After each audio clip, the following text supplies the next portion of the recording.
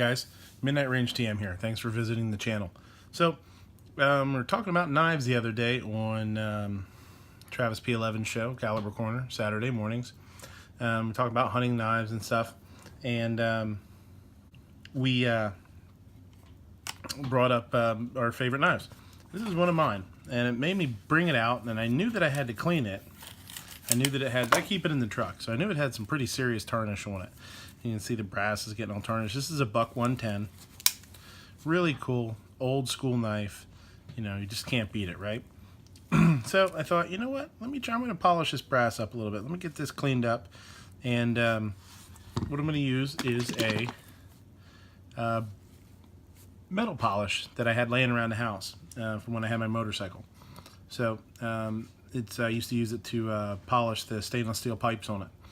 But it's good on aluminum, copper, silver, whatever else. So stainless steel, brass, everything. So I'm going to use a little of this bad boy and see what we can do. So, all right, put a little on here and see what happens. Now, I said I've used this before, and it does a really good job.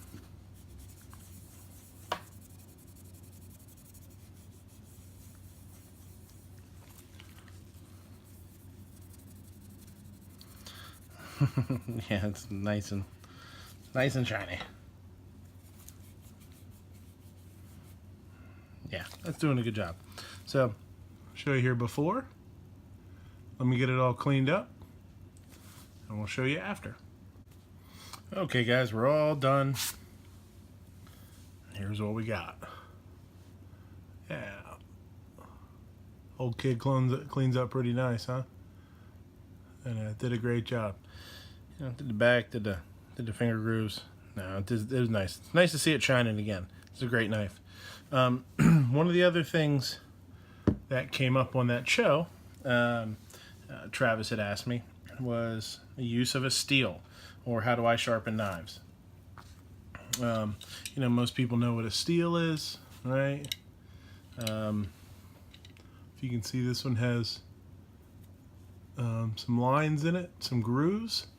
That's what you know, takes the metal off. There's also these. Okay, these are little draw knives, or draw sharpeners. You either draw them across the blade, or some people will hold them like this, and you know, draw the knife through it. And if you see it, it's got I don't know if you can see it, two V-shaped stones in there almost. These tend to be really aggressive, and I only really use them if I have something that's really dull. This isn't really dull, but basically you just kind of hold it and you run a knife through it, and they do a pretty good job, but they do tend to take a lot off. So generally I just keep up on a knife with a steel. You know, different people will tell you different angles. A steeper angle, okay, a steeper angle is going to give you a blade an edge that'll last a little bit longer generally. A shallower angle is going to give you a longer bevel and tends to be sharper. But because they are thinner, they do dull a little faster. Now, this is a really good knife. It's got a good steel. This is crap. This is a cheap knife I got at the gun show. I use them for boxes and stuff at work. They're, you know, they do what they're going to do. You know what they're for. That's fine. And then also, you know, a chef's knife. You know, chef's knife here. That just is one of my sort of bang around knives. It's not a good one. It's a Wusthof. It used to be a good knife, but it's, you know, it's used and abused. One of the things with chef's knives that you have to watch out for is when you get down here towards the bolster.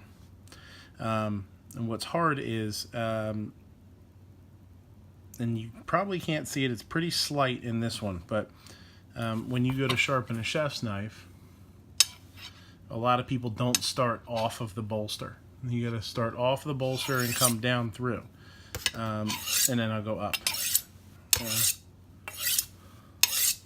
Now, what happens with a lot of people is they start here, okay? And what happens then is you start sharpening from here up. Okay, so what'll happen then is this sharpens, and then it'll get a little dip, or the bolster will sit higher than the blade of the knife. And that's what's starting to happen here a little bit. It's hard to not do that. And then what you have to do is take it somewhere, or grind this down flush, or a little less than flush. So that's the downside of having a bolster. I actually prefer a knife that doesn't have that, and it just comes straight, and it doesn't come out. I don't know if you can see that. Okay, it doesn't thicken there and get wider with like it's just even, and then you don't have to worry about that. Your blade is basically the same the whole way back, and it's a little easier to sharpen, but it doesn't have the finger guards. Although I don't want the finger guards, especially since I ride up on a knife pretty high. That's my grip on a chef's knife when I grip a chef's knife. So I have that. I actually got a pretty gnarly little callus there, but that's where the blade sits. Wrap, and then I tuck that finger up in there. So that's how I use it. Some people are way back here. That's fine. You don't have as much control. The higher up on the knife you are, the more control and more pressure you can put on it. So that's sort of knife 101. But I do prefer steel. They come in lots of different grains, or grittiness, I guess, or coarseness. This one's pretty old and it's getting pretty smoothed out, but it still does a good job at finishing a blade. If you buy some inexpensive steels, a lot of them are really, really coarse. The grooves are really, really deep and really far apart. They take a lot off of a blade.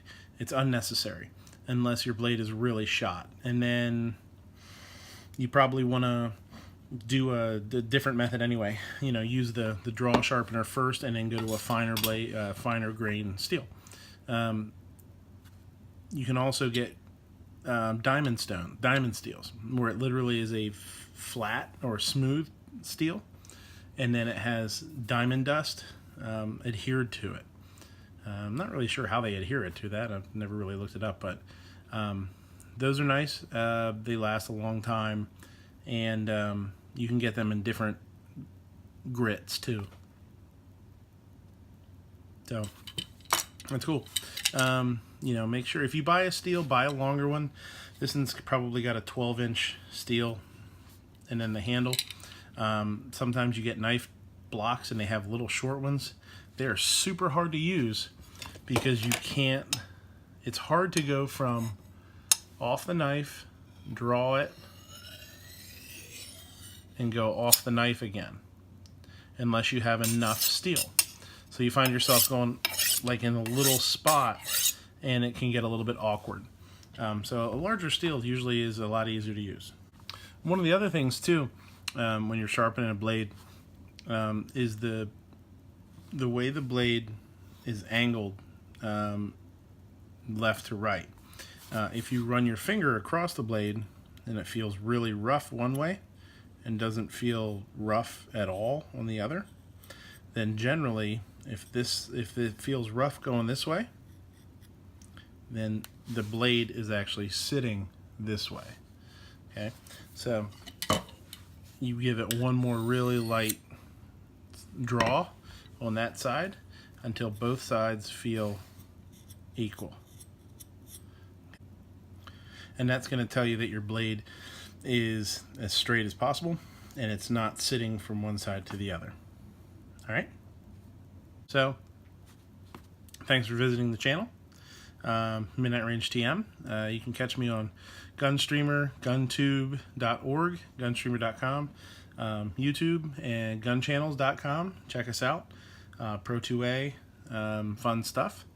And you can check me out on patreon.com if you want to help out the channel a little bit and donate. It's awesome. Food and guns. So I appreciate it. Thanks, and I'll catch you guys later.